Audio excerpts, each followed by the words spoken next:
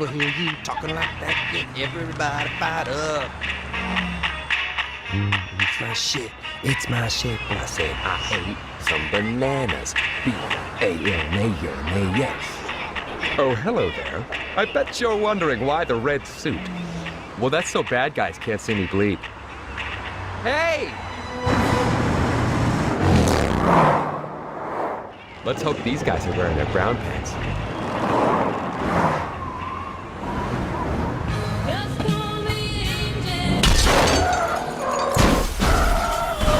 Hola! Me llamo Vecina de la Muerta. There's no easy way to say this. I'm pregnant, Trevor. So after the game and the second movie, I wanted to check out the first one again. The movie that conquered the hearts of countless fans and made a relatively little-known anti-hero into a cultural phenomenon. The role that will probably forever be linked with Ryan Reynolds, replacing other famous roles he played before, like a guy who got buried, 911. Buried in a coffin in the ground. an FBI guy in Smokin' Aces, the surgeon in Harold and Kumar, Marijuana? But why? We don't have time for questions. We need marijuana now, as much of it as possible. Like a big bag of it. and Sandra Bullock's love interest. Ryan Reynolds. Oh my God! Why are you wet? Time to review Deadpool. The first one. Oh yes, the original Deadpool. After the comic, the Deadpool character turned into a cult favorite, but wasn't as well known as you might think. After appearing in some games, like a cameo in the great Spider-Man Shattered Dimensions, Pain Factor! With your host, the anti-hero for hire, the mask for your task, the guy who won't die, Deadpool! Hi, Ma, and welcome to Pain Factor, the only show where you compete for your life. And remember, viewers, I'm available for Black Ops missions, assassinations, and birthday parties. and his own game, which, well, it has its fans, and I'm not one of them. He eventually got his shot in a big movie, but his debut on the big screen was even worse than his own game, when he appeared in the arguably worst X-Men movie, X-Men Origins Wolverine, which had a good montage scene of Logan and his brother fighting through the ages and several wars, which also spawned a surprisingly very solid game, which I will probably come to at some point as well. But the movie, well, for most of the time, he's not actually Deadpool anyways, and in the end, when he turns into Deadpool, he also isn't really.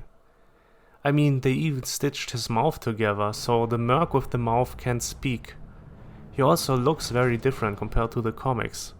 I think they also used Scott Adkins as a body double for some shots. With that embarrassment, Deadpool was dead for a while, until magically, test footage of Ryan Reynolds as Deadpool leaked. We shot, then sat on the shelf for 4 years, as it does. They didn't do anything with it, and then about just a little under 2 years ago, it leaked accidentally onto the internet. Accidentally. And, well, here's the thing. The fans freaked out, the Deadpool fans freaked out and overwhelmed Fox, and Fox basically had to greenlight the movie. The problem was, like, I know that one of us did it. And so soon afterwards, the Deadpool movie was finally greenlit due to the positive response of the footage. In my memory, this movie was pretty solid, more of a comedy than an action movie, but the highway scene and centering a lot of the plot around it was pretty cool. And the action scenes were well done, and a good mix of the brutal action and comic book shenanigans. All of it with appropriate amount of comedy. And comedy is the name of the game here in general.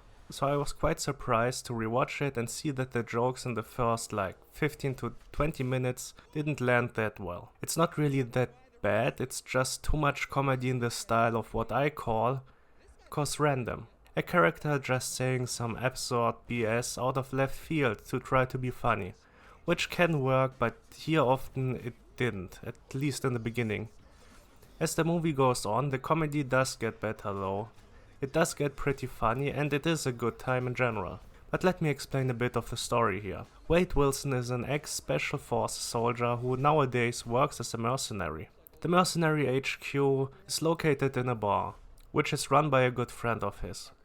One day he meets Vanessa, and they soon fall in love due to their similar crude sense of humor. But one day things go south when Wade learns that he has cancer. Soon a mysterious man proposes an experimental procedure to get rid of it, and never get sick again or die by wounds. Reluctantly, Wade takes part, but instead of some clinical procedure in a high-tech hospital, he is injected with some serum and basically tortured until he turns into a disfigured monster that just can't die. Now Wade has one goal: get the guy who did this to him, make him cure his ugliness, take his revenge, and then go back to his beloved Vanessa. But the path of revenge is plastered with corpses, chimichangas, and dick jokes. So how did Deadpool hold up upon rewatching it? Well, for one, it was nice to see a comic book movie that was so self-contained. There's no previous knowledge necessary to understand the plot. There's no big cliffhanger or really a teaser, except for the end, which is more of a joke though, and it's all done in under 2 hours. If you have prior knowledge of the previous incarnation of Deadpool in X-Men Origins, it makes the movie more funny, but it's not necessary to know about him. I know this all sounds a bit like faint praise, but I did like it, and it does feel tighter than a lot of other modern superhero movies nowadays. The comedy is also funny, but I have to admit that I had to laugh more during the second one.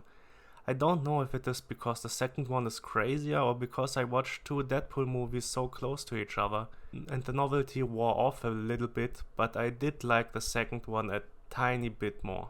Maybe the second one is just a bit better, but when the original was released, it was a fresh and new take on the superhero genre for sure, and felt very unique and quite good back then. The action is also fine. As I said, the highway scene is pretty good and the action highlight of the movie.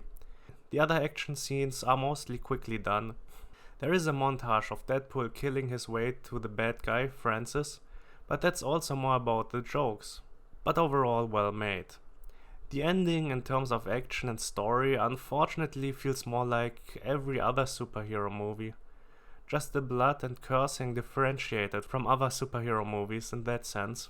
The directing is more than solid though, and the effects for such an effect-heavy superhero movie with a relatively low budget are very well done. There have been superhero movies with double the budget or even more which had worse effects. This just shows again that it is often not a money issue, but a planning and idea issue. I mean, how often do you hear that a relatively low budget movie has great effects and is also often made by an effects supervisor? Those guys just know how to work with an effects team. They know what they want and how it should look like. Take Godzilla -1 as an example, or Monster. Tim Miller, the director of Deadpool, also worked in special effects before making his directorial debut with this movie, and I think it really shows what I mean. The cast is relatively small, and except for Ryan Reynolds, there is no big name attached to this. The cameos are also only offering the creator of Deadpool and the late great Stan Lee as strip club MCs. The other actors are Ed Skrein, whatever he's called, who tried to be the transporter once.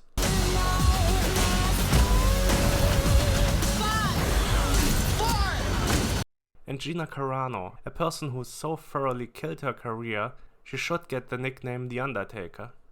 But I guess there's always a place for a failed actor. There's some whores in this house. There's some whores in this house.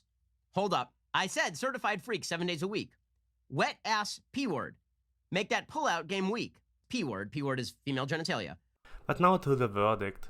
Does Deadpool still hold up? Yeah, it does hold up pretty well. It's a good time, it's no masterpiece, but a solid movie. And I like the second one a little bit more, at least upon this rewatch. So I will give the original Deadpool a still pretty solid 7 out of 10. Some rage.